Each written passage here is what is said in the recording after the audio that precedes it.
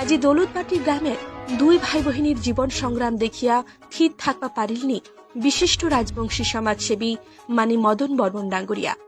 বাপ থাকিতেও বাপ হারা ছুয়া দুই কেনার বাড়ি ঘর আর আর্থিক অবস্থাটি লক্ষ্য রাখিয়া কয়েকজন সমাজসেবী মানুষক একহেঠিনায় করে মানে মদন বর্মন ডাঙ্গুরিয়া।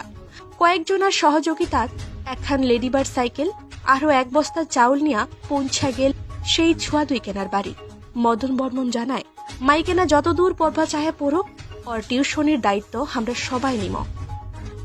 এটি না আমার এই মহৎ কাজ লাগ সাধুবাদ জানায় নিউজ কভার করে কালিয়াগঞ্জের হার্স নিউজ, এবং কি মাননীয় মুখ্যমন্ত্রীর লগত বার্তা পাঠায় আবাস যোজনার টানে। অন্যান্য আরো সমাজসেবী মানছিলা জানাইল একখান ঘর দেওয়া উচিত সরকারটার।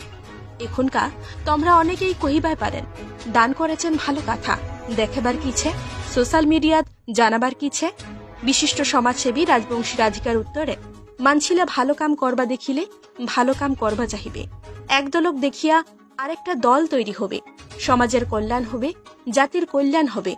যেহেতু যৌথ উদ্যোগ 1 টাকা করে 100 টাকা হইছে, ওইটানে এই 100 টাকার মূল্য একখান ভিডিও প্রকাশ পালে। ধন্যবাদ। আজকে আমরা চলে এসেছি দোলনবাটি গ্রাম, যেটি কিনা আমরা দেখা পাচ্ছি দুই ভাই বোনের সংসার, খুব অভাবের সংসার, মা হারা বাপ হারা, বাপ থাকিতেও বাপ নাই। তো সেই ছলার ঠিনা আজকে আসলে এবং আসলে দেখেছি আমার বাড়ির অবস্থা খুবই খারাপ, এবং কি দুই ভাই বোনই একের ঘরে থাকেছে। আর ওর একটা দিদি ছিল, দিদি তো ওর বিয়া হয়ে গেছে ইদানি 7-8 মাস চলছে। তো আমরা মদন দাছে আরো সবাই মিলিয়ে নে আমার পক্ষ থেকে এই বোনটক ভাইটক কিছু চাউল নিয়ে আইছি, একটা চাউলের বস্তা নিয়ে আইছি, আর একখান সাইকেল দিয়েছি এই কারণে যে এখান থেকে বহুত দূর মাইতে যাচ্ছে, সাইকেল যাওয়া পারছি না, স্কুল যাচ্ছে। তো তার জন্য আমরা চাইছি যে এই বহিনীটক পড়াশোনা করুক, নিজের পায়ে দাঁড়াবা পারুক বা না পারুক।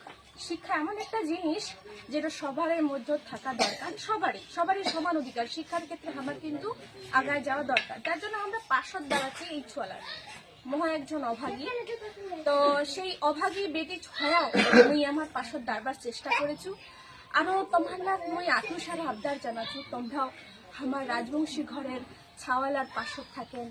আরো কি এনা আমার জাগরণ ঘটপা হবে, বিষয়টা হচ্ছে এটা যে জাগরণ ঘটপা হবে যে আমার জাতির মানসিলা ঠিনা আমাকে দাঁড়বা হবে। আর জাতি মাটি বাদ দিয়া যদি কথাটা কহু, জাতি বর্ণ ধর্ম নির্বিশেষে যদি কহু, এটাও আমার দরকার, এইটাও থাকবা হয় পাশত। তো মদন দা